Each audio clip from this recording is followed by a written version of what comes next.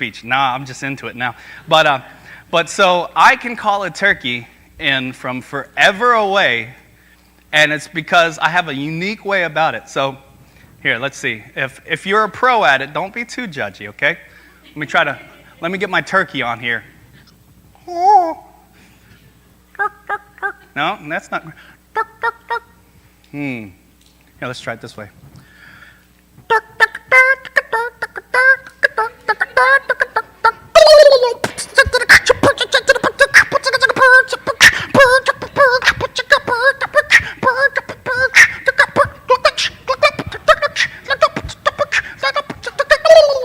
Huh? Oh, stop it. Stop it. Okay, continue. No, so I've met pretty much all of you already. I am Isaiah Tuck. I was, just to put it lightly, I'm kind of a big deal.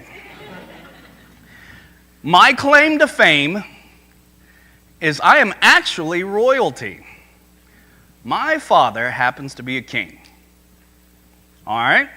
I am the son of the Most High God, and that makes me a child of His, and that makes me a prince.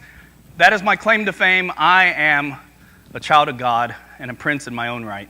And if you know Jesus Christ, and so are you. And secondly, I was on a TV show once. So that's the other thing.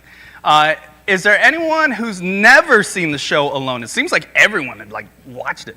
Yeah, so Alone is a survival competition. They take out 10 individuals with 10 items each, drop us off in the middle of nowhere, and all separate, and you record yourself. There's not a single person to help you, and the last person standing wins. Sorry, guys, there was a turkey in here. You missed it. And the last person standing wins. And since some people haven't seen it, maybe, I don't know, can I say how long I was on there without, well, that'll spoil it for people. Well, it's your fault for not watching it yet. So I didn't win. I didn't win. I ended up getting 5th place, so ta-da.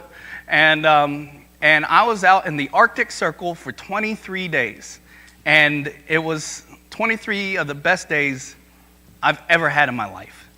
And so a little backstory on me. I grew up in a small town nowhere in West Virginia. This survival stuff isn't something that I just picked up in college or picked up in the military. I grew up dirt poor. And here's the poverty line, here's our line. And we, the survival stuff was just in it for me. I spent all my time in the woods. Now, when I say dirt poor, we weren't. It wasn't like the worst of the worst. But you're not going out and spending money on McDonald's on a regular basis, that kind of thing. And so I spent all my time out in the woods when I was a kid. My brothers hung out together, my sisters hung out together. Then there's me, and I played with sticks. And so that's just what I did. And I'd be gone in elementary school. I'd be gone for a whole week. I'd tell my parents that I was going camping. They're like, okay. And I'd be gone, and they knew that I was fine because I was just a little crazy. And so I spent all my time out in the sticks, and that's how I learned all the stuff through experience. I didn't have some old-timer to teach me the edible plants. I had to make mistakes and throw up a lot.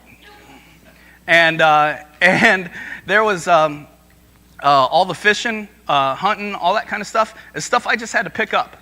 And actually, now that I said that out loud, kids, have someone teach you edible plants and mushrooms. Don't try to eat them on your own. Don't do it. I shouldn't have said that out loud. I'm sorry. But so anyways, I went to college with old Chuck back there. We were roomies, best friends, and had a wonderful time. I could get him in so much trouble. So much. But I won't. Look at, he's turning red. So much trouble. But we had the best of times. It was like this weird match made in heaven because I was so crazy, and he's pretty nuts himself. He might not put it off, but he might be a serial killer. I don't know. He's pretty wild.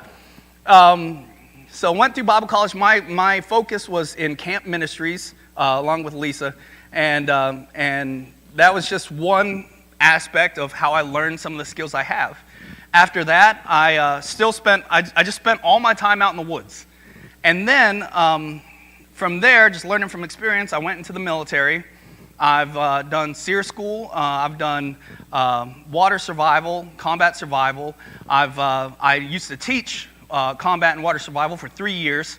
There's several things that I used to do for the military. I used to work with all the survival gear, parachute packing, and all that. That was my jam. Now I work as a game warden. I'm in the DNR, so I get paid to be in the woods, and so that's all I do now: hunting, fishing, and watching folks do their own thing out in the woods. It is kind of fun because, like, hunters, they get up early to go to get ready to go hunting, and what they don't know is, like, hours before them, we're getting ready to hunt them, and so it's so much fun, and I just absolutely love it because the whole purpose of being a game warden is to protect our natural resources that don't have a voice to protect themselves.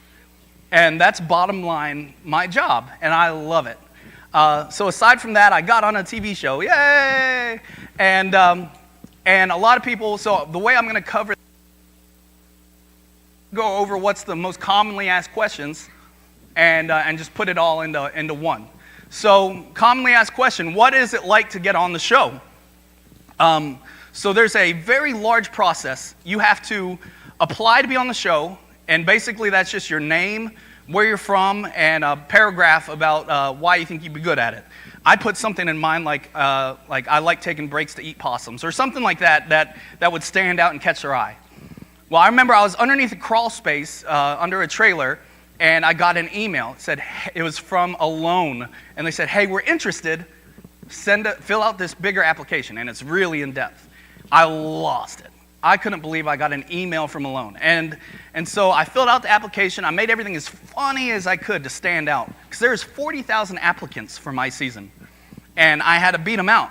And so I stood out as much as I could. One question was, what kind of shelters are you familiar with? And so, I like doing an A-frame. I like doing a plow point. Basically, I need to get on the show because my wife discovered Amazon and I need money. I would just throw little jabs in there. Like, they asked, what kind of primitive weaponry are you familiar with? Like, talking about bows or atlatls or whatnot. They weren't expecting an answer about nunchucks. So I would tuck little funny things in there, and it worked out. I got picked. 24 people out of 40,000 got picked for what's called boot camp. You go through boot camp. It's a week long, and then they weed out who they don't want, and they pick their top 10.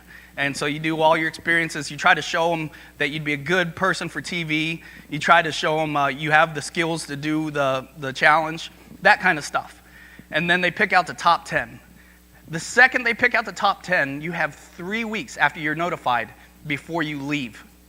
So you have to get everything in order. You got to tell your job, hey, I'm taking time off. You got to get everything set at your house. You have to find someone to mow your grass, like that kind of stuff. You have to buy all your gear, and then you're prepped and ready to go.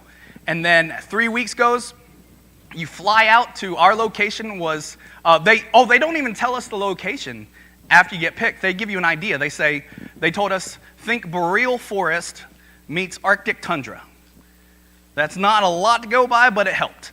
And so that's how you prep, what kind of gear you buy, and all the above. And when you're buying gear, you have to be tactical about it. You got to think exactly how you can use stuff for different uses. And then you get flown out. You go to what's called their base camp. Base camp is a central camp that is a few miles away, quite a few miles away from where all the locations are, where people are dropped off. Base camp is where you learn how to use camera gear, and local game wardens come and meet with you and teach you what you're not allowed to kill and what you are allowed to with your special hunting privileges. There was one day where the Gwich'in elders, the tribal elders of that area, came and blessed our time on their property and blessed us to be able to be out there. That was the coolest day ever. And it turns out that they are very strong Christians. And then after that, everyone gets loaded up onto, they pick their sites, the site locations, and then you get put onto a helicopter, and you get flown up, you get flown out, you say bye to everyone while you're going, you try to observe everything that's out in the distance while you're flying off, then they lower that plane down, they kick you out, I don't even think they said bye, and then that helicopter takes off, and it goes, and it goes, and it goes, and it goes. And then it's just quiet. And then that's the start of my 23 days. It was just so dead quiet. I get chill bumps thinking about it. That helicopter disappeared. I gave a good old scream. I was so happy. And then it was just real. And so I had, where I got dropped off, where my camera gear was, that's where I had to set up my temporary shelter. And the peace and quiet was just magnificent. One of the first things I saw was a hawk dove down and grabbed a pike out of the water. Like as soon as I landed, a hawk came down, grabbed a pike out of the water, and took off flying, or an eagle, whatever it was, and took off flying. I'm like, well, I know there's fish. That's great. And then I go to my shelter location. I set up a quick A-frame, and then I did my military scans. I did my 30-yard, 60, and 90, and I searched my perimeter. Within 15 yards of my shelter, and keep in mind, this is still under the first hour that I'm on the ground.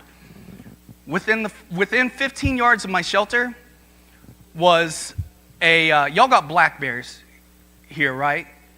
Well, there was a track. You can tell the difference between a grizzly bear and a black bear by their tracks, if you're just tracking them, because a grizzly bear, the top of their paw print is pretty flat. So you can draw a line from one toe to the other toe, and it never touches the top of the paw print. With a black bear, it's almost like a horseshoe, and so the line from one to the other crosses across the pad. There was a massive track. The biggest black bear I've ever seen killed was 525 pounds. This bear put that to shame. And I saw this track right next to my shelter. I'm like, that's no good. And luckily I have bear spray. Yay. And but what was worse was right behind that track was a track about that size, and it was a bear cub. I had a mama grizzly and a cub sharing my property with me. That was terrifying, and the most scared I've ever been. And as soon as I saw that cub track, I looked up. You better believe I looked up, and I looked around, and I'm scanning. My eyes are peeled back as far as they go. I don't think I blinked for days. But what do? You know, let's hunker down. I realized, hey, I'm not in TV danger anymore. I'm in actual danger, but I got a job to do. Let's stick with it. And so I kept going. And I pushed through, being terrified. I pushed through it. I got my shelter done. I got set up for the first night. And then fishing came pretty easy after the first couple days. There were squirrels everywhere, so I was dropping squirrels. And that was just terrific. And I picked out a temporary shelter location, and I built what was called the bunker. It was basically a lean-to with an A-frame inside of it. I built a shelter within a shelter with the largest fireplace that's ever been on the TV show, and a bed that was about 2 foot thick, made out of pine boughs. And I was so comfortable. I loved it. I miss it so much. It's my happy place. Other commonly asked questions. What was the worst thing I ate while I was on the show? So, has anyone here ever fished for pike? Yeah. I didn't know that they are super slimy. I didn't know this was a thing. Well, my first pike, I had the idea. I said, you know what?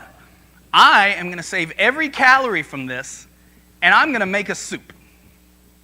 And I put this whole 24-inch pike inside my pot, curled it around, filled it with water. I made a soup. I took the lid off that thing when it was done and ready, and there's this layer of slime just sitting, like slime and cartilage and the eyeballs, and like it was just sitting on top of the water, like petroleum jelly. Like it was just going through my teeth. I could feel it, and so I drank it down. I had to. I didn't have a choice. She's shaking your head. You just know.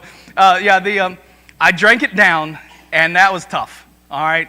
It still tasted pretty good. It was just the consistency. It just didn't work for me. It was just squishing between my teeth, and now the best thing What was the best thing that I ate on the show?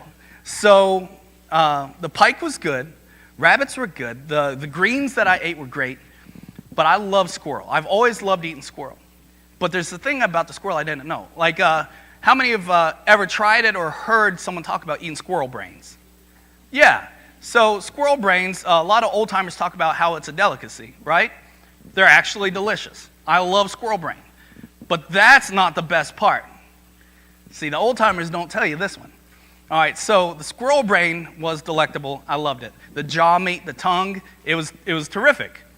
The best part about the squirrel, you take one of those femur bones, and because I ate every part of the squirrel, I ate the bones and all, and the only thing I couldn't eat were the teeth. And when I got to that squirrel, I took that head and I popped those eyeballs out.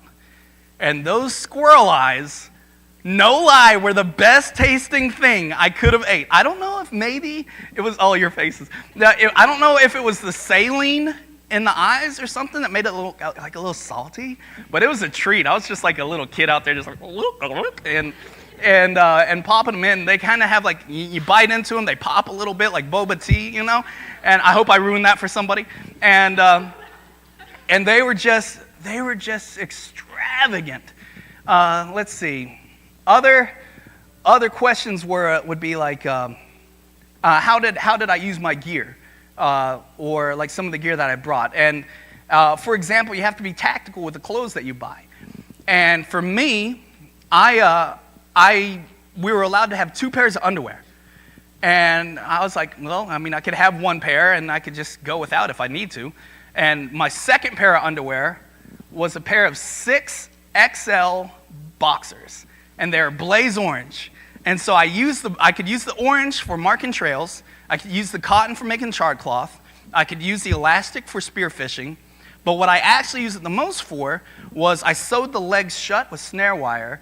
I filled it up with my dried up fish that I'd caught, and I'd bear bag it and I'd hang it 30 foot up in the air. I never had any trouble with anything stealing my food because I always hung it in my boxers off the ground. Now, one thing though, I bought them online. It was really hard to find a pair of 6XL blaze orange boxers. I bought them online, and I was wondering, I was like, why is this pair of boxers so expensive? I get it in the mail. It was a 12-pack. So I have 11 pairs now at the house.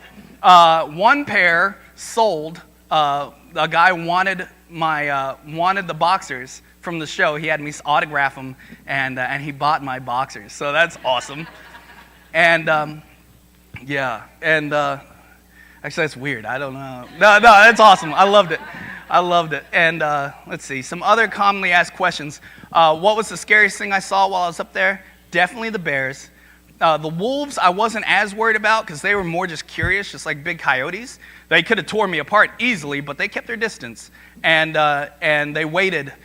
So when I would finally get to sleep, I don't sleep much anyway. I got some like heavy PTSD stuff going, and so when I finally get some sleep, I'm ready to clock out, and it's like those wolves just knew, and they would wait for you to close your eyes, and they would and like they'd be right outside your shelter, and so that would just wake me right back up, and then I'm like, stop it, and then they'd leave me alone, then they'd do it again.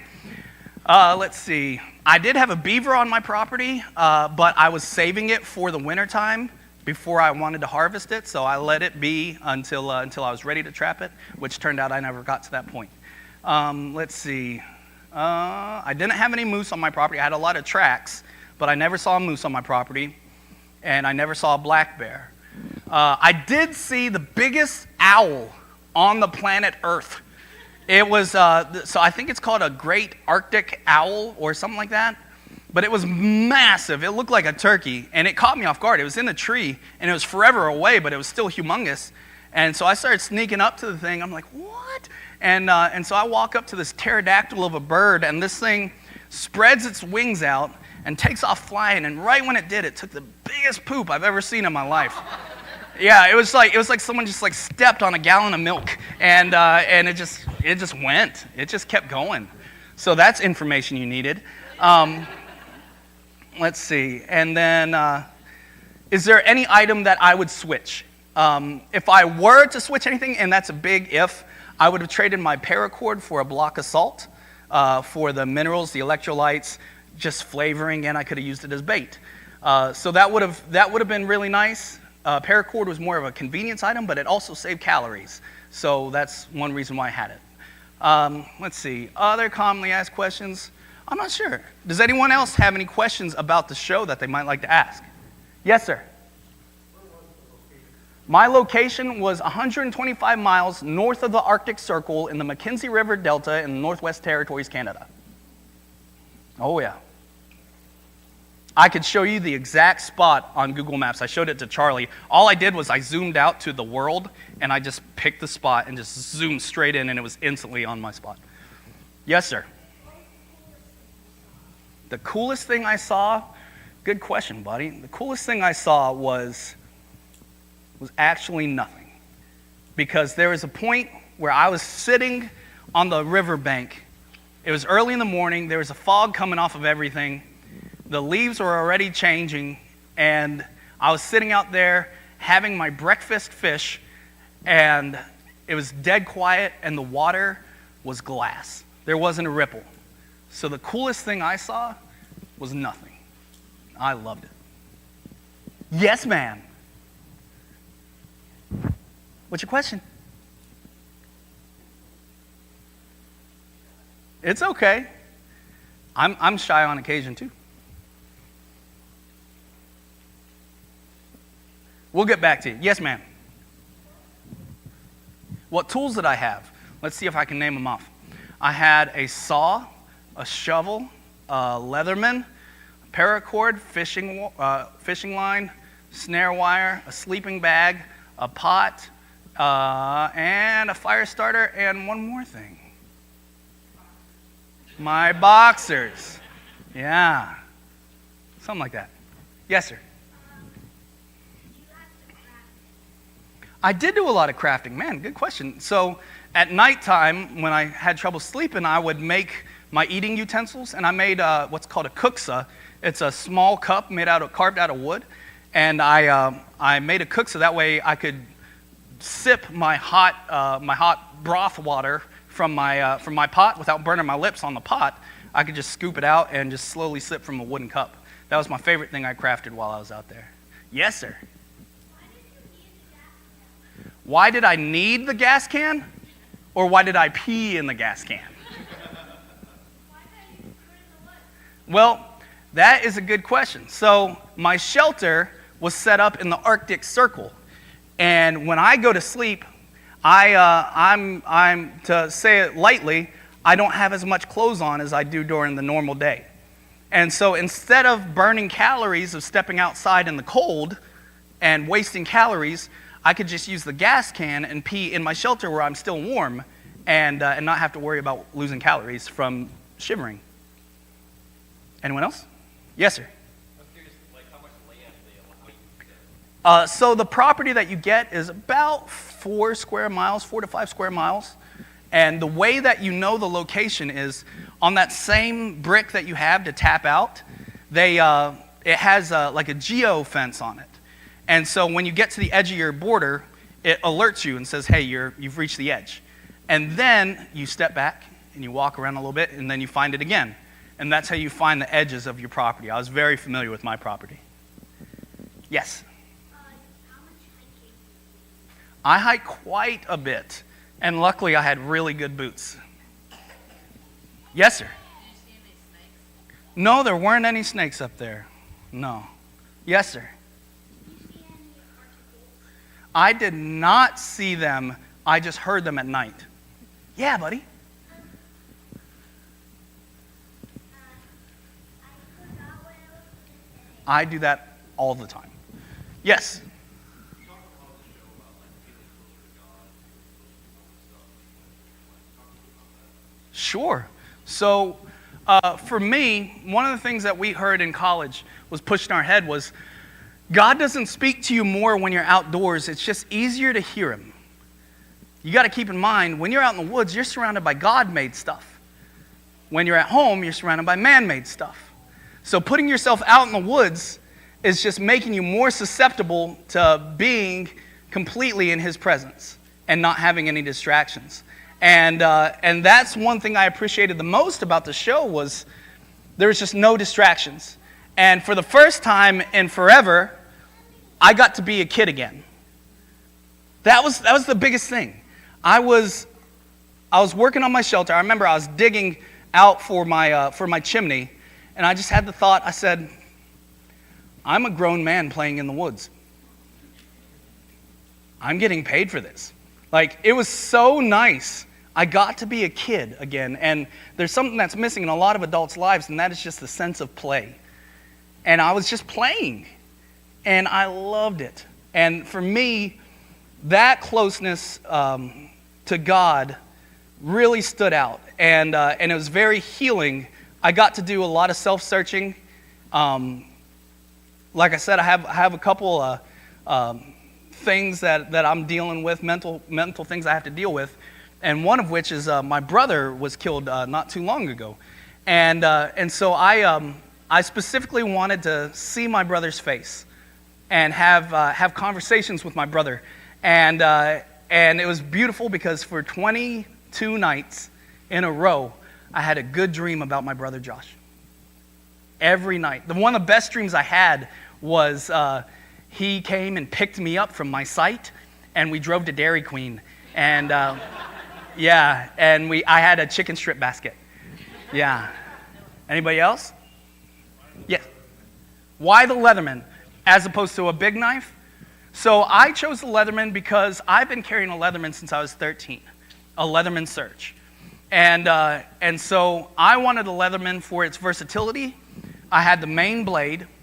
I had a secondary blade. It was the can opener. I turned into I carved it into a curved blade. I had a saw, a small saw for crafting and small projects. My file could come in and out. That way I could sharpen all of my tools very easily. Also, the scissors I use more than anything. Let's see. On the inside, I modified the inside of it. So I turned the flathead, one of the flatheads into a chisel, the other flathead into a gouge, so I could use it for carving projects. And I took out the Phillips head, and I put in a drill bit, for putting holes through all my crafting stuff. And so just the versatility and knowing that it would get me through all the boredom was very nice. Yes, sir. So I worked on it all the way until the time I left, and it actually wasn't completely done when I left. But it probably would have taken me another week. Yes, sir. Did you fall into the water while you were fishing? No, I never fell in the water. Did you almost? No. No, I was doing pretty good. Yes. How many days were you there? 23 days. Let me ask someone else here. Yeah, buddy. So I did not fish with my bow, but that's a really good question. I just use my fishing line and hooks to catch fish, but I use my bow for a lot of squirrels. Oh, yeah. Yes, ma'am. You said you were the fifth one to leave. What? I was the sixth one to leave. Yeah. Sorry. What made you tap out? So I left because for 15 days, I was having pain in my chest. And I'm no doctor. I have no idea of how to diagnose something. All I knew was the pain was getting worse. And by the end of day 23, I couldn't stand. It hurt so bad. And so what it was all the muscles in my chest were inflamed, and it was squeezing down on my heart and my lungs, making it hard to breathe and making my heart hurt a lot. And so to me, like, I'm no doctor, but I'm like, is this the big one? And I have a family at home, so I couldn't take the risk of leaving them alone by being prideful and staying. Yeah, which I hated. I wanted to be there. It was the hardest decision, but the easiest decision ever. Yes, sir.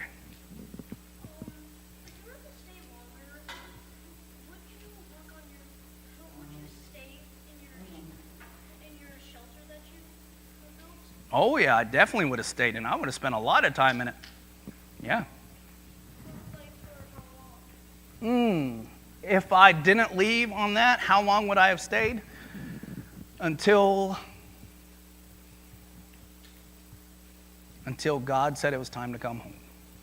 That's the best I could tell you. Yes. What was my favorite part of the show? I kind of already touched on it a little bit, and it was getting to be a kid again. Getting to play around, getting to have dreams of my brother Josh, and getting to do some self-reflection. I came home with a much higher appreciation for my wife, and thinking of all we have is time. And the Bible tells us that where a man's heart is, there his treasure is also. My treasure isn't money. I don't have a lot of money. My treasure is my time. Where my heart is, that's where my treasure is also. My time needs to be spent where my heart is, and that's with my family. As I'm in Wisconsin.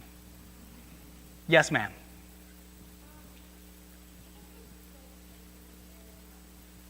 I did get to take a lot of stuff home. I took a lot of the stuff I carved. There's one thing that I forgot to take home, and that was my dispatching stick called, his name was Clubber Lang, and that's off of Rocky III. Anybody?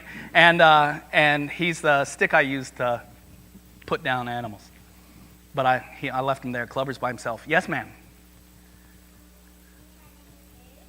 Yeah, I did have a lot of food. Thanks for asking.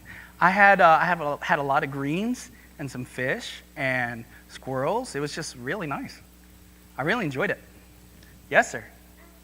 How did you catch the animals? So I set snares out of snare wire, and it catches the animals. It's like a little, like a lasso.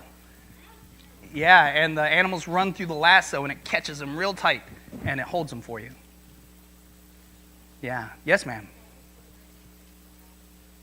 The worst thing I had to do? The weirdest thing I had to do?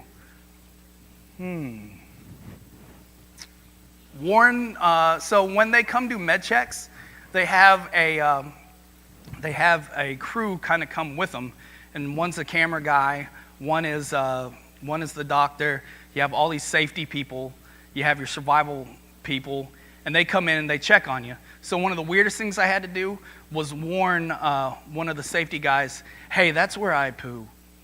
Don't walk over, like he was walking over there, and so that was the weirdest thing. It was like, hey, stop it. Don't go there. So lesson learned. Yes, sir. I did ask them, but they're not allowed to talk to you. Yeah, they don't explain stuff to you. If something was wrong, they wouldn't tell me. Yeah. Yes, sir. Did you have a question? Oh, no? Yes, sir. For their own records. If they see that you're too far gone, like the guy that left right before me, then they will pull you. And so the guy right before me, he was actually going, what's it called when you're backed up too much? What did you say? Yeah, he was constipated, but it was so backed up that he was getting like infected. What's the word for infected inside your body? I don't know. Septic. He was going septic, and they had to rush him out immediately, or he actually could have died. Yes, sir. The biggest fish I caught was around 38 inches. Yeah. Were there any more questions? Yes, sir.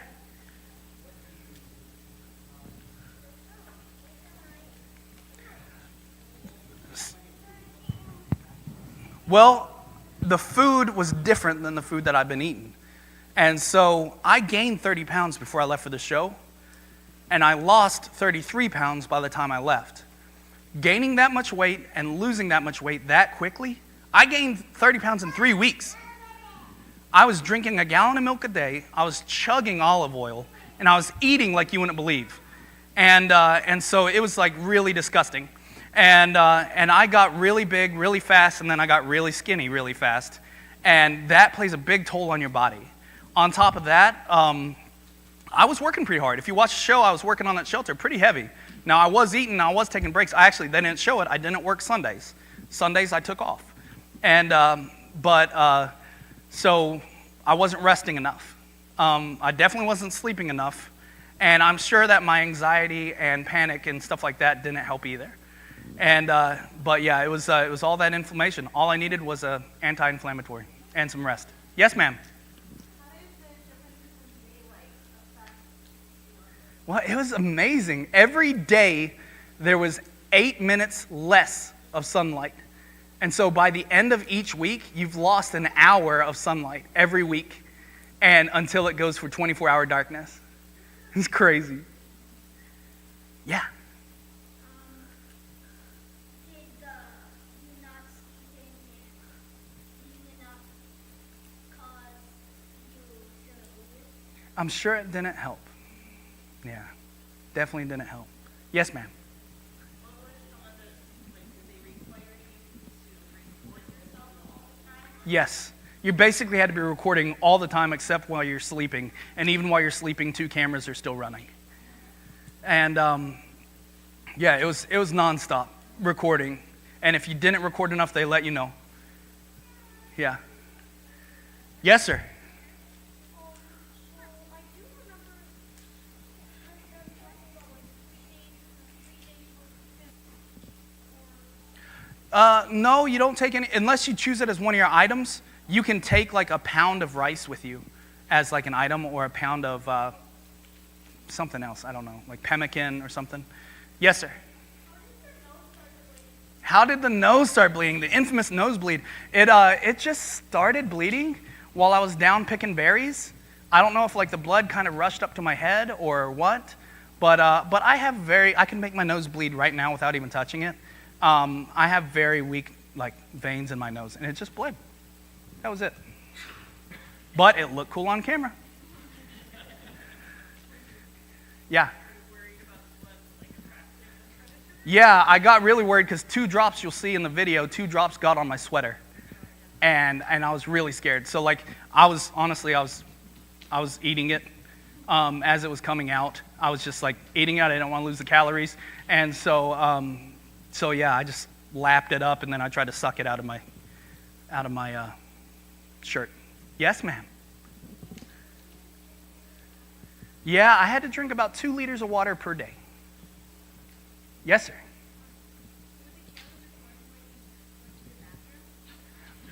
Yes, they were. But they just weren't recording me. Yes, sir. Did you have to go to poison ivy? Actually, there wasn't any poison ivy on my location that I remember. Good question. Yes, sir. The temperature was around a bad day here in the fall. It got below freezing a few times before I left, and it got up into, like, I think the high was maybe 40, and so it wasn't anything bad.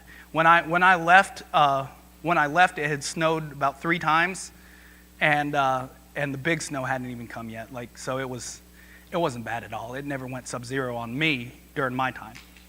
Yeah. Oh, I got to see the Northern Lights. Oh, it was amazing. It was like these ancient spirits visiting you from afar. It was so crazy. Yeah, yes? What's your stick for? What's my stick for?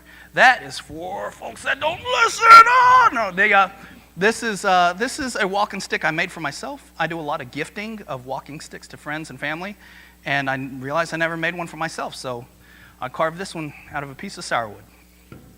And it's my pride and joy. I like it. Yes, sir.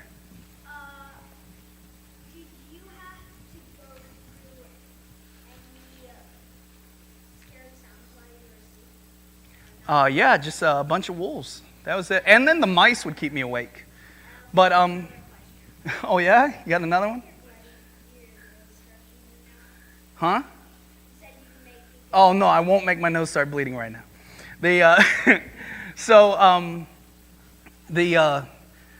A lot of folks ask if I sang Country Roads while I was on the show, because I'm from West Virginia. I did, but they aren't allowed to put stuff that isn't public domain on TV. So there were songs. I sang a lot of hymns while I was on the show, actually, and which takes me to my next point of what got me through my time, and then I'll wrap it up from there. So what got me through my time on Alone? It wasn't my skills. It wasn't my family. It wasn't all the stuff that I learned, all my military experience. What got me through was my faith. 100%. If I didn't have the faith that I have now, I wouldn't have lasted as long as I did, or done as good as I did. I think I did pretty good. And so in the songs, there's a song that one of my favorites, and I was allowed to sing hymns. Of course, they didn't put that on the TV show, but I was allowed to sing hymns because that's public domain. And so here I'll sing you one of my favorite ones. Some to Jesus I surrender a little bit. To him I freely give. No? Is that not how it goes? I surrender some, right?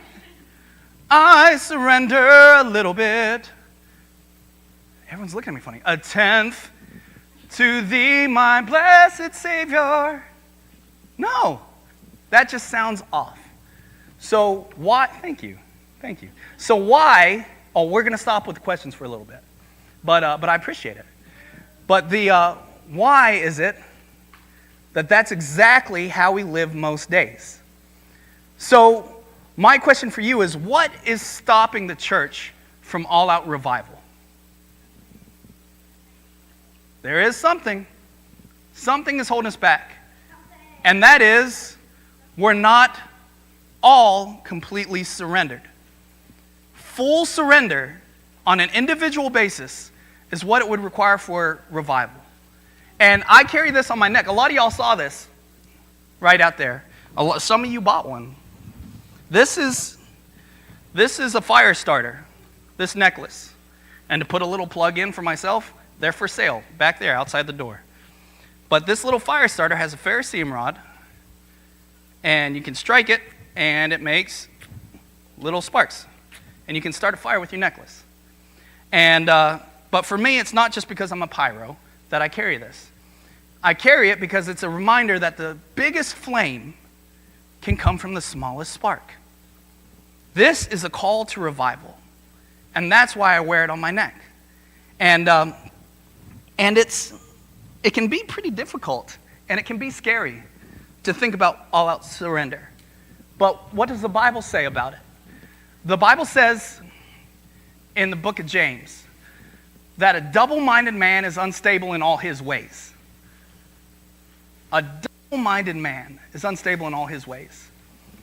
And it says, the steps of a good man are ordered by the Lord. So if one way has your steps ordered by the Lord, but one way you're double-minded and you don't know which way to go, how do you get to where you're ordered by the Lord? The steps of a good man are ordered by the Lord.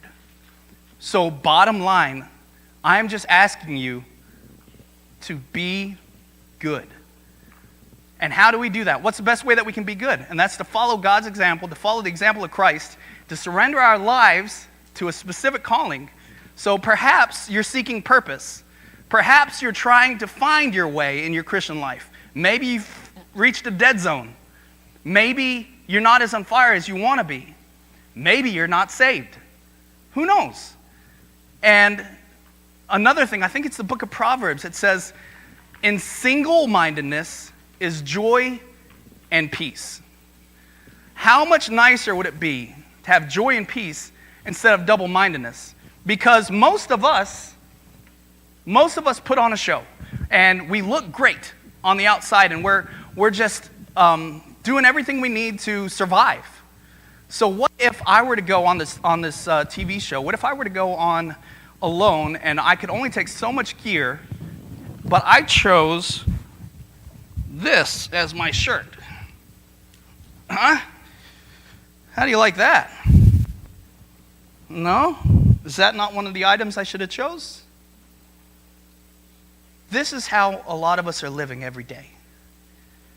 We look great on the outside, but we're not completely sold. We're double-minded.